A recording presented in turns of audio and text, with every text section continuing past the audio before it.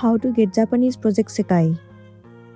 The very first thing you want to do is to head over to any of the web browser or simply move into Safari. Let me move into one of those articles from here. Wait for a while for it to load. It will land you on this page.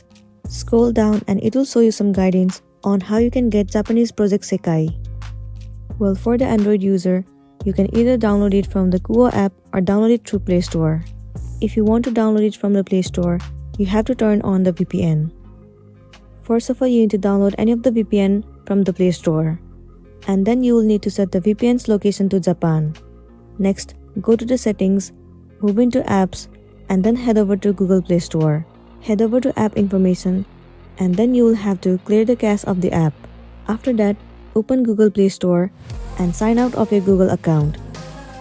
Sign back in and make sure the VPN is turned on for this step. You are now in the Japanese Google Play Store.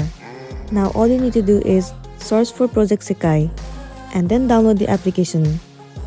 And for the iOS user, they can only download the game through the Japanese App Store using the Japanese iTunes account. So that's it, and this is simply how you can get Japanese Project Sekai.